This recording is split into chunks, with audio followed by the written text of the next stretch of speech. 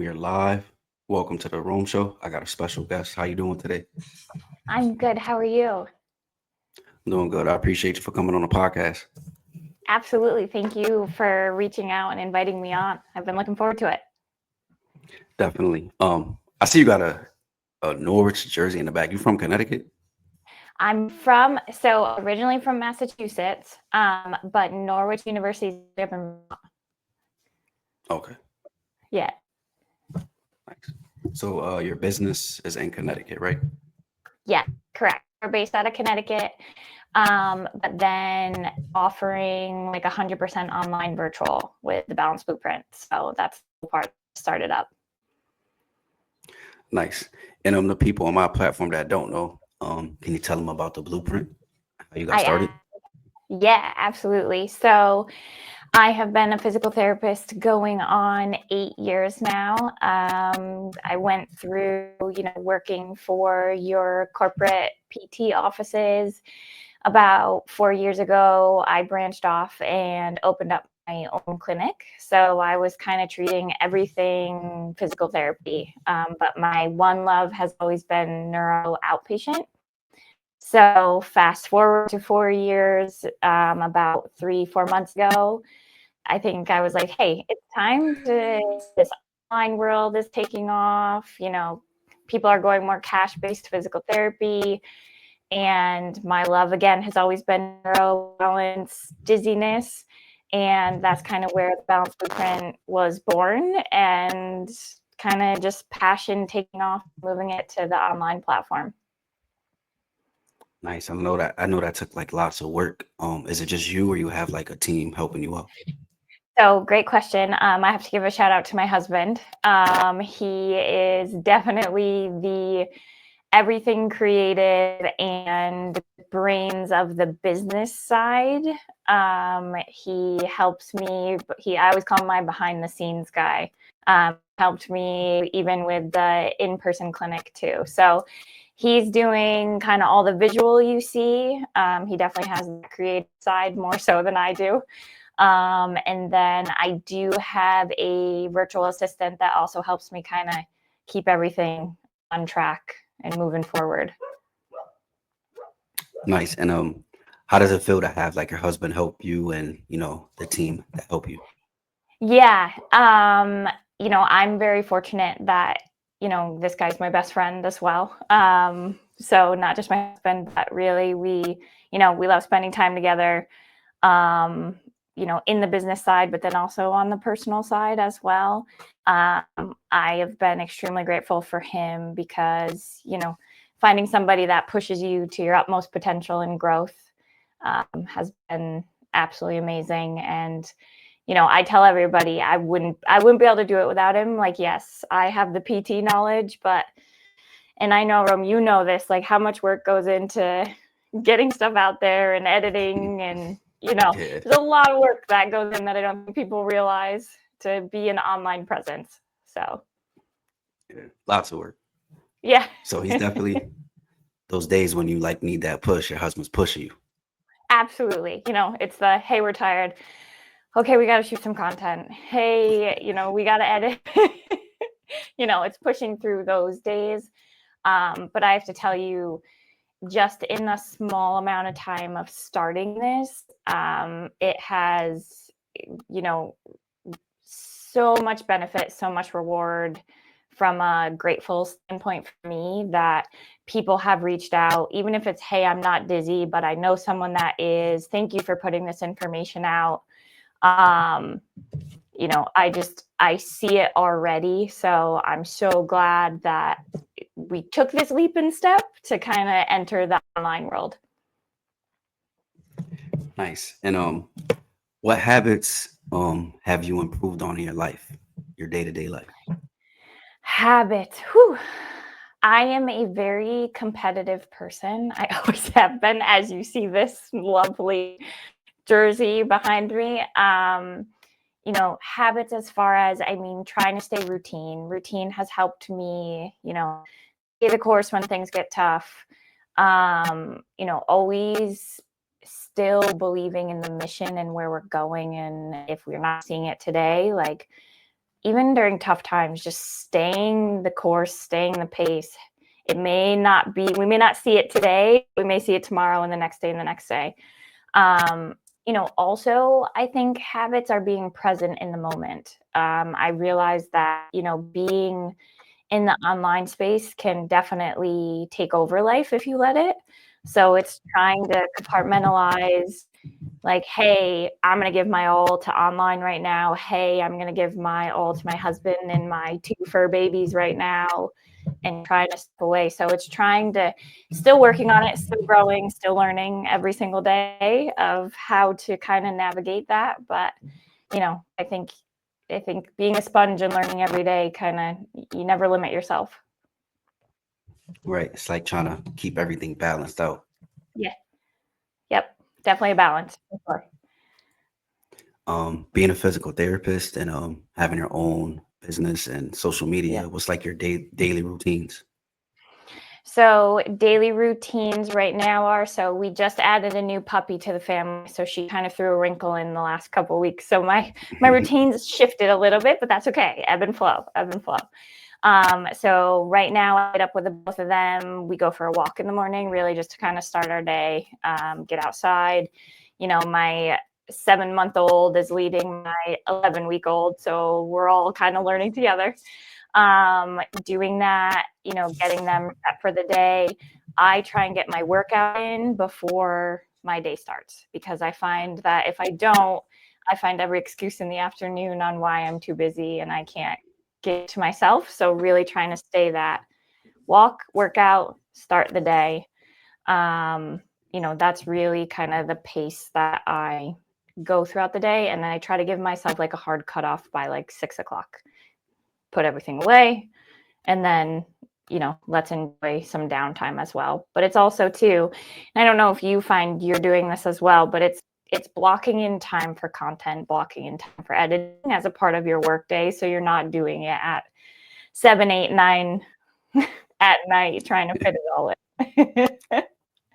Right. I'm one of the ones, I have it scheduled and I catch myself doing it late night. Yeah. 100. I mean, Yeah. listen, if I'm being honest with you, I do the same thing. So I'm trying to tell you, these are my habits I'm trying to learn and grow as this kind of takes off. Right. It's hard. Yeah, 100%. I mean, I'm working most weekends too, so that's just the reality, and that's okay. It's honestly, it's been so worth it. It'll pay off in the long run. 100%, 100%. So how do you stay motivated during challenging times in life? So, I mean, it's always, so the reason is, so this will stick with me forever. When I first opened the clinic in person, I went to my first business course, and I forget his name, it's escaping me, but the one thing that he said that will always stick with me is, what is your why, right? And your why can't be be honest with yourself, right? And a lot of times people will say, well, why did you become a physical therapist? Well, to help people. Well, so did everybody else, right? But like, get down, be honest with yourself, sit with yourself. Like, what is your why? I find my why is, I tore my ACL, which is why I became a physical therapist, right? So I sat in 8 months of rehab myself. I've been through the grit. I get it. When you see people come and go, you're like, this is really what I think I can do for the rest of my life. The balance blueprint took off, because one, I just fell in love with treating this population, but near and dear to my heart, my grandfather had a fall that within 2 years, we lost him. So for me, it's, if I can get that information out there, that if we can get ahead of falls, if we can get ahead of dizziness, maybe not ahead of dizziness, but when it happens, can we not normalize it? Go get help. And the reason is, I've seen so many patients have the same story. And at some point you kind of go, why is this happening? And I'm a questioner. I question a lot of stuff. If stuff doesn't start adding up, I kind of want to get to the reason why. So in clinic, I was seeing that a lot. So all of a sudden I was like, well, if this is only happening in my small town that I'm treating in, what is happening out in the world? And lo and behold, it is happening all over the place. You know, my why is my family, you know, without their support, you know, and backing me 110%, you know, I have to give this my all. And, you know, it really is, it is bigger than me. It's bigger than the clinic. It really is, hey, can we just help people outside of our four walls? Nice, great story, long story. Mm. So you said you tore your ACL? Yes. Painful. Yep. That gotta be painful. It was during, right when it happened. And then because I completely tore it, realistically after that, the thing that was painful is like all the inflammation that comes in from that. Hard. It's hard. Anybody that, you know, has been through an injury, they will tell you sometimes it's more mental than physical, especially with the comeback. You know, you're nice and strong and physically you can do everything, but that mental man can weigh on you. It's Yeah. because you get to a point where you're like, I don't want this to happen again. I remember looking at my mom because I toured in high school. I went on to play college basketball, and like you know, I had an incredible career for somebody that's coming off an ACL injury. And I remember looking at my mom and I was like, if I tear this again, like I'm done, because that's just like how strenuous mentally. It definitely plays a toll on you for sure. Yeah, crazy. I had Yeah. got into a car accident before, and I had to do Okay. like physical therapy for like 6 to 8 months. Yeah. What do you Yeah, mind me asking what your injury was? What happened? my like all my muscle system shut down, so I could like Yeah. barely move. It's Yeah. crazy. Shock is crazy what it does to your Yeah, body too, for sure. Yeah. So you know, I mean, it's no joke. And then come back and rehab off of it, off of yeah. injuries. It's like you could barely 100%. move. You can't even move. And it's scary because it's like you wake up that day and you're perfectly fine, right? And then something happens and you're like, whoa. Like it's just quick how it's amazing how fast something can change. And you definitely realize like how much effort things actually do in our day-to-day life. Right. And with your great story and everything you've done, who's been like a big mentor to you? I have had some incredible ones along the way. I can't just say one. You know, you go through different seasons of life, and I think every season has brought some incredible people into my life. Um, you know, I definitely have to, first and foremost, my mom. She's always been like my number one fan. She just always has. Whether it's basketball games, whether it's the Balance Blueprint. I mean, this woman is sharing everything on social media you can imagine. You know, my next season of life, honestly, would be my husband. You know, a lot of people don't realize that he was actually the one that finally looked at me and said, "Hey, go do your own thing," and that was opening the clinic first. I don't know that I could have seen it or gotten there without his endless and unconditional love and support. You know, the sky's the limit with him for sure. And then I've had just business mentors. You know, the Gravitos who opened Par Physical Therapy when we were opening the business. They've been incredible. Let's jump on a Zoom call. And then I've just had patients who have become like family that, you know, you'll see at some point where I'm like, I'll put it out. I interviewed two of my 70-year-old patients, they're sisters, but they flip houses. But to be able to like sit at a table with them and talk business is just incredible. You know, so I just think during different seasons of life, I've had different mentors and they all deserve it for helping me through life and where we are right now.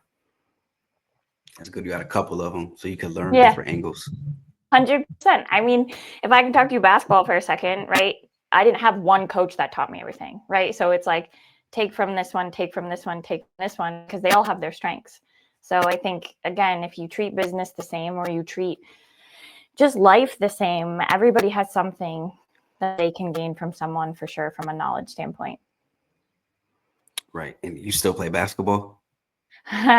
So yes, I play in a summer league. I often laugh because I'm coming out of retirement.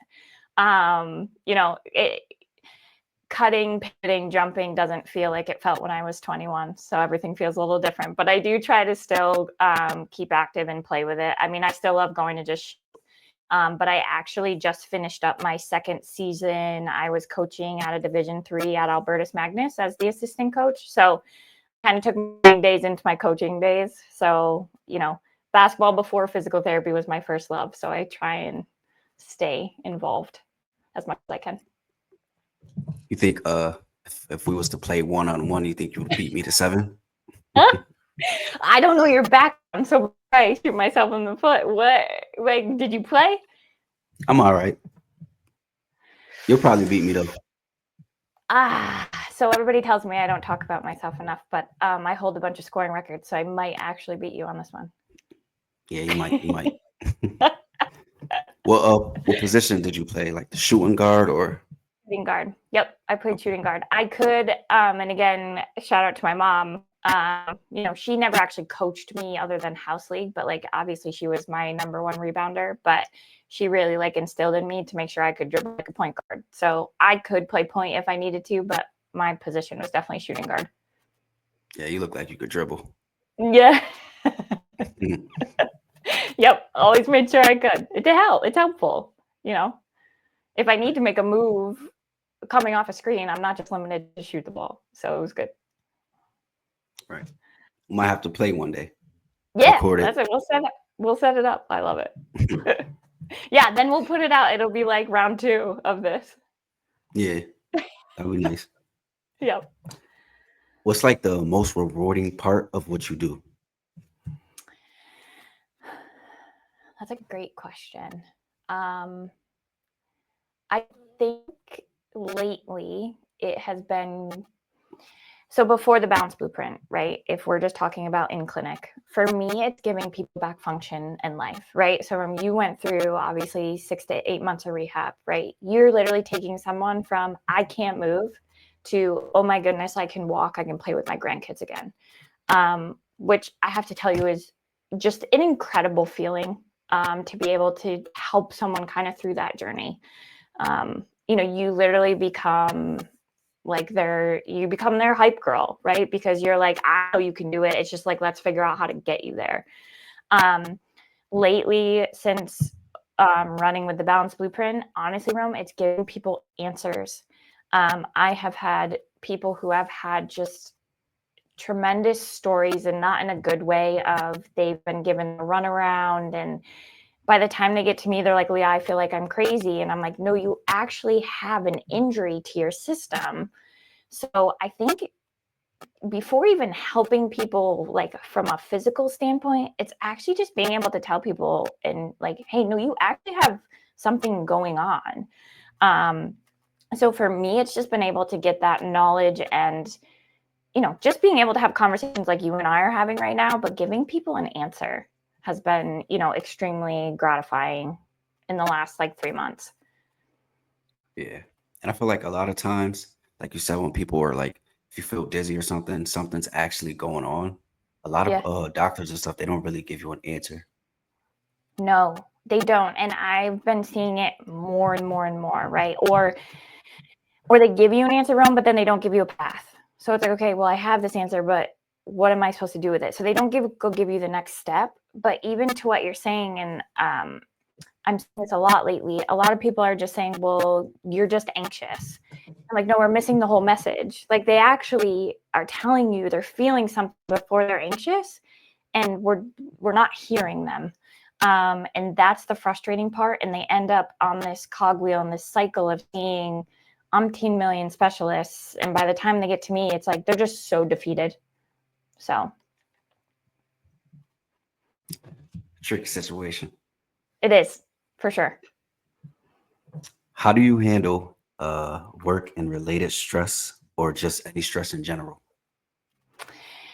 So it's a battle, finding what works for me. So when I was in college, basketball was my outlet, for sure, right? I don't really think I knew what stress was. To be honest with you, I just would go play and everything would kind of just release. Through PT school, I definitely battled with this a lot more than I ever have. It's the pressure of you got to pass PT school, because if I don't, what the heck am I? This was my path. And at the time, that becomes very stressful. Lately, for sure, it's been getting back into coaching. It's been getting back into working out. I love to dance. So at times I'll go to Zumba just to release whatever I got going on. But I think, like, if anybody who is listening to this, like, that needs to release stress, like, find something you like to do. It doesn't have to be exercise based, but just give it that time and give yourself that time to kind of, whatever it is stressing you out, just put it down, go do something you love. For sure. Like find something that makes you happy, and it don't have to be work, right? Yeah, like, what is your happy? What is that? hmm How would you say you can detect something that makes you feel better? Oh, I think it's my ability to be in the moment, right? So definitely, I would say I'm busy, so my brain's probably going 100 miles a minute. But when I'm actually able to be in the moment and not have my brain go in 50 million different directions, I would say I'm in my happy. I'm in my, as I've gotten older, what I've come to more terms with this is finding my peace, right? So happiness and peace, like, we can talk about that, but it's like, hey, I'm at peace. Right. So I am here. I'm grounded. There is not anything that could rattle this right now. So I think it's finding that calm in the crazy. Nice, good advice. Yeah. Before we wrap it up, Yeah. what's some advice you could give to somebody who wants to become a physical therapist or basketball player, or just start something good in their life? Yeah. Yeah. So anything. I mean, I relate physical therapy to basketball all the time, or vice versa, basketball to physical therapy. Find the thing that you love to do, the thing that drives you, the thing that you're passionate about. It shouldn't be work. It shouldn't feel like work. It should more feel like a hobby and something you enjoy doing, and giving back, right? So for basketball, me, it's always been giving back by coaching. For physical therapy, it's always been, hey, I have all this knowledge, like, please take it and let me help you in any way I can. I think it's to find your passion, whatever that is, but it shouldn't feel like work. As far as, if I can give any advice, as far as if you're starting your own thing, just do it. Just do it. It might be messy. It was messy for me. Every day is learning and growth. But you're going to stay right where you are if you just don't go do it. Go do it. Have a good support system and tribe, whoever that is for you. But you'll learn as you go, and that's okay. Nobody writes the book of exactly how this is supposed to go. And if they do, and they're being honest, they're telling you it was messy in the beginning too. So just go do what it is that drives you. Life's too short to not. All right, good advice. Well, I really appreciate you for taking time coming on the podcast. We got to do a part 2 soon. Love it. Thanks, Rome. Definitely. I'll keep in touch. Absolutely. Have a great day. All right, you too. Peace. Bye.